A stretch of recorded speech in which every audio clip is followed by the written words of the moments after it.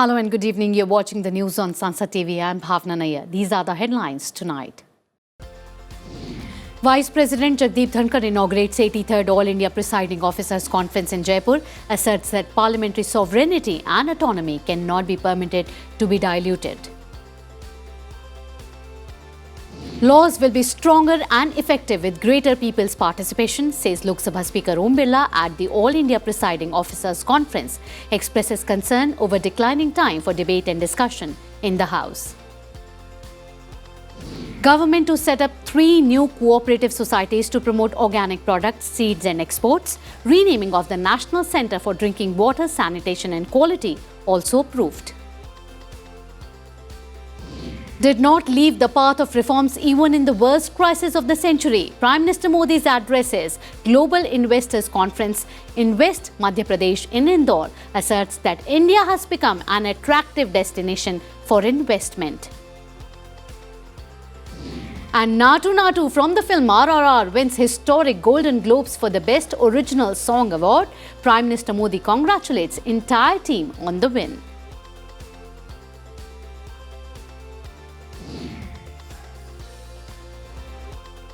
And time for some speed news now. Centre has named the new Integrated Food Security Scheme as Pradhan Mantri Garib Kalyan Ann Yojana. Cabinet approves incentive scheme for RuPay debit cards and low-value Bhim UPI transactions. Scheme has a financial outlay of 2,600 crore rupees. Cold and foggy weather conditions in North India force Indian Railways to cancel 59 mail and express trains and 76 passenger trains. NIA arrests 2 terror operatives in connection with Shiva ISS conspiracy case. Accused Mazin Abdul Rahman and Nadeeb Ahmed KA arrested from Karnataka. MOS for External Affairs Meenakshi Lekhi to visit Cuba, Guatemala, El Salvador and Bolivia from January 13. Plenary session of the first meeting of the G20 Working Group on Global Partnership for Financial Inclusion ends in Kolkata. Annual Cultural Festival of IIT Madras Sarang 2023. The largest student-run festival starts. Students from 500 colleges expected to take part in festival that runs till 15th on January. World Bank says India will be fastest growing economy among 7 largest emerging markets and developing economies. All US domestic flights grounded for several hours because of a glitch with the flight control system. And 6 people injured and 1 in a critical condition after stabbing at Paris International Gare du Nord station early today. And tonight's lead story, Vice President and Rajya Sabha Chairman Jagdeep Dhankar on Wednesday underscored the need to find solutions to prevent unruly incidents in Parliament and assemblies. He said it is beyond comprehension that people's representatives who have taken the oath of the Constitution do not follow the rules and discipline in the legislature. The Vice President was addressing the inaugural session of the 83rd All India Presiders Officers Conference at the Rajasthan Legislative Assembly. Take a listen. Rajya Sabha में जो वातावरण दर्शित होता है उसका जनता क्या आकलन करती है। यह समय है कि हम इस समस्या का समाधान ढूंढें। The disillusionment of the people and their disgust at lack of decorum in parliament and legislatures could not be more. The Vice President asserted that any other institution invalidating laws made by Parliament is not good for democracy. He added that the G20 presidency for India demonstrates the strength of our democracy. India is privileged to be heading G20 at a critical time. It is an opportunity to showcase capabilities of Bharat to the world. With such a sizable nation, the mother of democracy, such diversity and such potential, India has the chance to introduce itself to the world and demonstrate its power and prowess. This is going to be a milestone development. In his remarks at the conference, Lok Sabha Speaker Om Birla said there is a need to improve the productivity and image of the legislature in the eyes of the people. हमारा ये भी मानना है कि संविधान में जो मर्यादा दी है उस मर्यादा का पालन न्यायपालिका भी करे। न्यायपालिका से भी अपेक्षा की जाती है कि जो उनको संवैधानिक मैंडेट दिया गया है वो उस मैंडेट का उपयोग करे, लेकिन अपनी प्रत्यक्ष शक्तियों के प्रथनकरण और संतुलन को के सिद्धांतों को बनाने में भी सहयोग करे। The Lok Sabha Speaker further called for a debate on the trend of laws being passed quickly in the legislature without adequate discussion. देश की जनता विधानसभा, लोकसभा, राज्यसभा की कार्रवाइयों को देखती है, उनके मन चिंतन में एक अच्छा प्रभाव पड़े, उनके विचारों में जो हमारी संस्थाएं हैं उनके प्रति अच्छी प्रभावशालीता पड़े, उसकी गरिमा उनको नजर आए, ताकि लोगों का, जनता का और विश्वास, भरोसा इन लोकतांत्रिक संस्थाओं के प्रति बढ़े। Rajya Sabha Deputy Chairman Harivansh, Chief Minister Ashok Gehlot, Rajasthan Legislative Assembly Speaker Dr. C.P. Joshi were also present at the inaugural session of the conference. Rajasthan Speaker Dr. C.P. Joshi stressed on making the executive more accountable to strengthen parliamentary democracy. Rajya Sabha Deputy Chairman Harivansh called the conference historic. Bharat P20 की मेजबानी करेगा। इस conference में यह विषय भी परामर्श का हिस्सा है। इस पृष्ठभूमि में इस कॉन्फ्रेंस में विधायिका से जुड़े महत्वपूर्ण मुद्दों पर चर्चा के लिए हम मौजूद हैं। वो अकाउंटेबली करने के लिए संसद में हम चर्चा नहीं करें, विधानसभा में हम चर्चा नहीं करें, तो फिर संसद और विधानसभाएं इररिलेवेंट हो जाएगी। इसलिए आज ज्यादा आवश्यकता है इस बात की कि हम किस तरह से इस देश में अगले शताब्दी में इस लोकतंत्र को मजबूत करने के लिए ये आईटी आने के बाद हमारी भूमिका का हम ठीक ढंग से निर्वहन कर सकें। Moving on to another important story, the Centre has approved establishment of 3 new national-level multi-state cooperative societies to promote organic products, seeds and exports. The decision was taken in the meeting of the Cabinet Committee on Economic Affairs headed by Prime Minister Narendra Modi. The National Level Cooperative Organic Society, Cooperative Seed Society and Cooperative Export Society will be registered under the Multi-State Cooperative Societies Act 2002. Prime Minister Modi said that the decision will further government's decision and the vision of Sahakar se Samriddhi. The move will boost rural growth and farmers' income.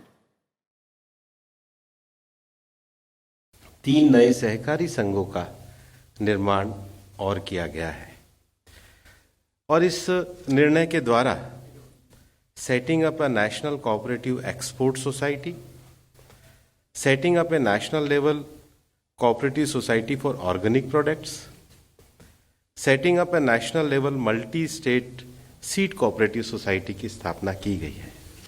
देश की ग्रामीण जो कृषि आय है उसको हम किस प्रकार से अंतर्राष्ट्रीय मानकों के अनुरूप करके उसको अंतर्राष्ट्रीय स्तर पर ले जा करके उसके एक्सपोर्ट में हम वृद्धि करें, इसके लिए इस निर्णय के द्वारा सुनिश्चित किया गया है। In another decision, the Union Cabinet gave ex post facto approval for renaming of National Centre for Drinking Water, Sanitation and Quality at Joka, Kolkata. It will now be known as Dr. Shyama Prasad Mukherjee National Institute of Water and Sanitation. The institute has been inaugurated by the Prime Minister in December 2022. The Cabinet also approved a Rs 2,600 crore scheme for promoting RuPay debit cards and low-value Bhim UPI transactions. Under the scheme, banks will be provided financial incentives for promoting point-of-sale and e-commerce transactions using RuPay and UPI. The scheme would help in building a robust digital payment ecosystem and would promote UPI Lite and UPI 123 Pay as economical and user-friendly digital payments. मंत्रिमंडल ने आज रुपी debit card तथा Bhim UPI के transaction को बढ़ावा देने के लिए इंसेंटिव स्कीम की मंजूरी दी है। हम जानते हैं पिछले 8 वर्षों में भारत में डिजिटल पेमेंट का एक बड़ा इकोसिस्टम बना है। माननीय प्रधानमंत्री जी ने कैबिनेट में 2600 करोड़ रुपए मंजूर किए हैं। इस इंसेंटिव स्कीम से डिजिटल पेमेंट को एमएसएमई सेक्टर, अनऑर्गेनाइज सेक्टर, किसानों और मजदूरों तक ले जाना संभव होगा। ये payment banking network. And news now from Joshimath. The number of houses damaged by land subsidence has gone up to 723. 131 families have so far been shifted to temporary relief centres. The government has announced an interim assistance of Rs 1.5 lakh to the affected families. Out of this amount, Rs 50,000 is being provided in advance for house shifting and Rs 1 lakh for disaster relief. Those who want to shift to a rented accommodation will be given Rs 4,000 per month for 6 months. The state government assured the people that adequate compensation according to market rates will be given. Meanwhile, the administration is making renewed efforts to persuade hoteliers and locals refusing to allow the demolition of 2 precariously standing hotels. A fresh round of talks was held between Secretary to the Chief Minister Meenakshi Sundaram and the protesters who have been demanding compensation. National capital Delhi was enveloped in a dense fog on Wednesday, reducing visibility to 50 meters and affecting road, rail and air traffic. According to the Meteorological Department, a layer of dense to very dense fog prevailed from Punjab to Haryana, Delhi, Uttar Pradesh and Bihar. According to the IMD, visibility at Palam Observatory near Indira Gandhi International Airport in Delhi was recorded at 50 meters. Due to fog, 20 trains are running late by 1 to 10 hours. With the effect of western disturbance subsiding and cold northwesterly winds coming from the snow-capped mountains, cold wave conditions are expected to prevail in the plains of northwest India in the coming days. And news now from economy. India's gross direct tax collections grew by 24.58% to Rs 14.71 lakh crore in the current financial year till January 10th. Personal income tax was the main contributor to the increase. The net direct tax collection after adjusting refunds stood at Rs 12.31 lakh crore, a growth of 19.55% over the same period last fiscal. This collection is 86.68% of the total budget estimate for the current financial year. Political stability and sustained reforms in the past 8 years have made India an attractive investment destination with institutions and reliable voices tracking the global economy, displaying unprecedented confidence in the country. Prime Minister Modi made these remarks at the inaugural session of the Global Investors Conference in West Madhya Pradesh organized by Madhya Pradesh government in Indore. He said the country is walking on the path of reform, transform and perform since 2014. आज का नया भारत अपने private sector की ताकत पर भी उतना ही भरोसा करते हुए आगे बढ़ रहा है।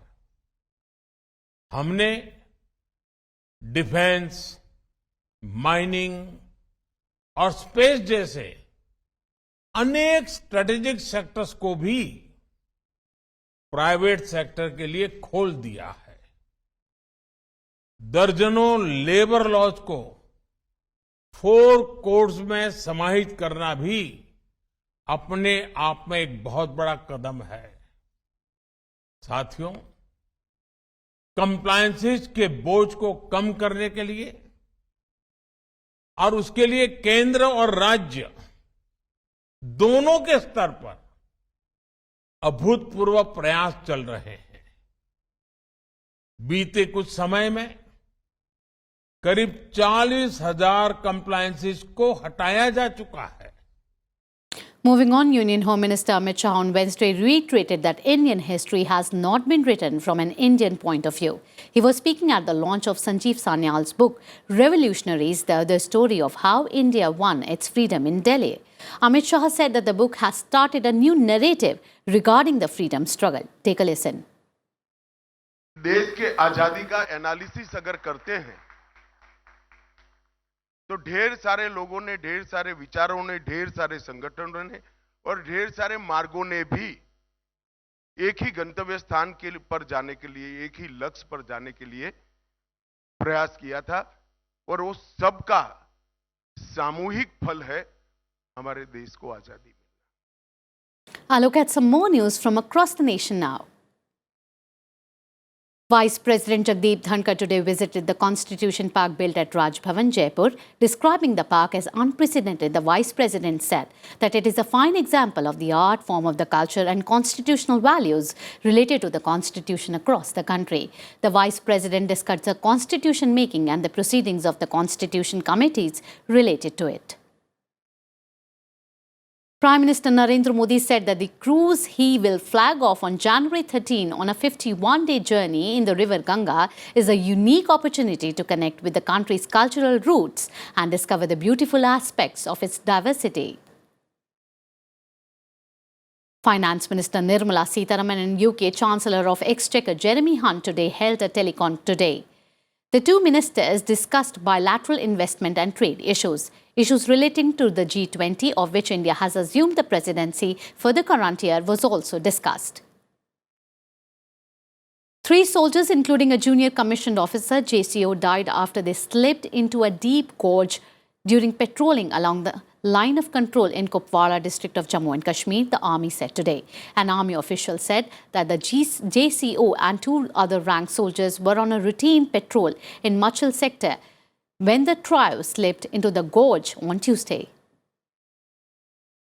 The CBI on Wednesday launched a crackdown on alleged corruption in the Food Corporation of India, conducting searches at 50 locations in Punjab, Haryana and Delhi after arresting a DGM-ranked officer. The role of officials from technical assistants to executive directors in the FCI is under the agency's scanner. The searches were started after the arrest of a deputy general manager in the FCI while taking a bribe of Rs 50,000, officials informed. Slipping into a very short break here, lots more coming up on the other side. You stay tuned to Sansad TV for more news.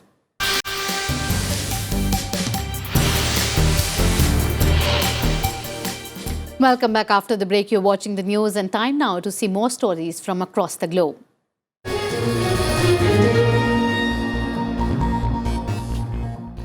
Global growth is slowing sharply in the face of elevated inflation, higher interest rate, reduced investment and disruptions caused by Russia's invasion of Ukraine, according to the World Bank's latest Global Economic Prospects report. More details in the upcoming report.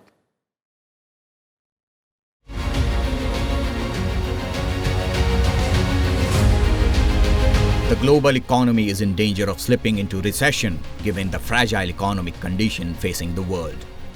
A World Bank report says that adverse developments that could prove to be a tipping point include higher than expected inflation, abrupt rises in interest rates, a resurgence of COVID-19 pandemic or even escalating geopolitical tensions. And indeed, if that happens, it would mark the first time in more than 80 years that 2 global recessions have occurred within the same decade. The global economy is projected to grow by 1.7% in 2023 and 2.7% in 2024. The sharp downturn in growth is expected to be widespread, with forecast in 2023 revised down for 95% of advanced economies and nearly 70% of emerging market and developing economies. Over the next 2 years, per capita income growth in emerging market and developing economies is projected to average 2.8%, a full percentage point lower than 2010-2019 average. In sub-Saharan Africa, that accounts for about 60% of world's extreme poor. Growth in per capita income over 2023-2024 is expected to average just 1.2%, a rate that could cause poverty rates to rise. Growth in advanced economies is projected to slow from 2.5% in 2022 to 0.5% in 2023. Over the past 2 decades, slowdowns of this scale have foreshadowed a global recession. In the United States, growth is forecast to fall to 0.5% in 2023, 1.9 percentage points below previous forecast and the weakest performance outside of official recession since 1970. In 2023, euro area growth is expected at 0%, a downward revision of 1.9 percentage points. In China, growth is projected at 4.3% in 2023, minus 0.9 percentage point below previous forecast. By the end of 2024, GDP levels in emerging and developing economies will be roughly 6% below levels expected before the pandemic. Although global inflation is expected to moderate, it will remain above pre-pandemic levels. Bureau Report, Sansad TV. Moving on, flights were delayed in many places in the United States after a computer glitch at the Federal Aviation Administration. The FAA said in a tweet that operations in the National Airspace System had been affected by the glitch. It also added that it was working to restore its notice-to-air mission system. The FAA is conducting final verification checks. Prime Minister Narendra Modi spoke on telephone with Benjamin Netanyahu and congratulated him on being elected as the Prime Minister of Israel for the 6th time. The two leaders also expressed satisfaction at the rapid progress in the India-Israel strategic partnership in recent years. The Prime Minister said that he was happy that we have another chance to take the India-Israel strategic partnership forward together. The Prime Minister also extended an invitation to Netanyahu to visit India at the earliest. Alan Weisselberg, former CFO for former US President Donald Trump's business empire, whose testimony helped convict the former president's company of tax fraud, was sentenced on Tuesday to 5 months in jail for dodging taxes on $1.7 million in job perks. Weisselberg pleaded guilty to 15 tax crimes. Let's take a look at on what circumstances he was found guilty and what's next now. Alan Weisselberg was a long-time executive for Donald Trump. He was also the star prosecution witness in the criminal trial of the former president's real estate company. On Tuesday, Weisselberg was sentenced to 5 months in jail for helping engineer a wide-ranging tax fraud at the Trump Organization. 75-year-old Weisselberg is expected to be sent to New York's notorious Rikers Island jail after pleading guilty last August to all 15 counts he faced in an agreement with prosecutors. The Trump Organization's former CFO admitted that from 2005 to 2017, he and other executives received bonuses and perks that fraudulently saved the company and themselves money.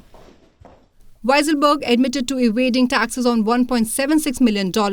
He has paid about $2 million in taxes, penalties and interest as part of his punishment.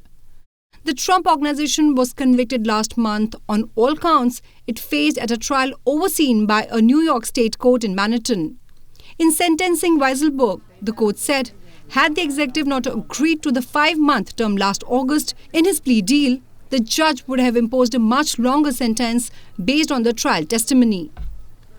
The court signaled out Weisselberg for putting his wife on Trump's payroll so she could receive undeserved Social Security benefits despite Weisselberg already earning over 7 figures.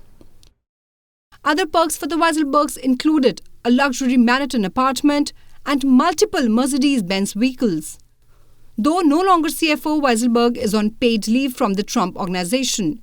The Trump Organization is expected to be sentenced on Friday, although penalties are limited to $1.6 million. Bureau Report, Sansad TV. Moving on, the Golden Globes once again returned to television with all its old glamour and celebrities taking the red carpet in Hollywood. Indian film RRR won the award for the Best Original Song Motion Picture category for the Telugu song Natu Natu at the 2023 Golden Globe Awards. Natu Natu beat Taylor Swift's Carolina, Gregory Mann's Ciao Papa, Lady Gaga's Hold My Hand, Lift Me Up from the film Black Panther, Wakanda Forever in the category. The Telugu song Natu Natu, that means Dance Dance, is composed by M.M. Keeravani and sung by Kal Bhairav and Rahul Siplugunj. This is the first nomination and first win for this writing team.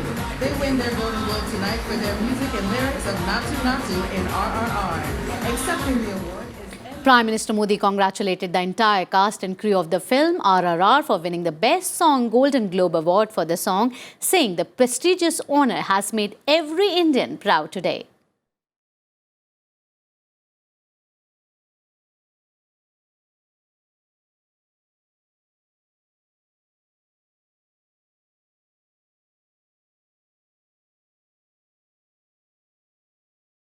And time to see some sports buzz now.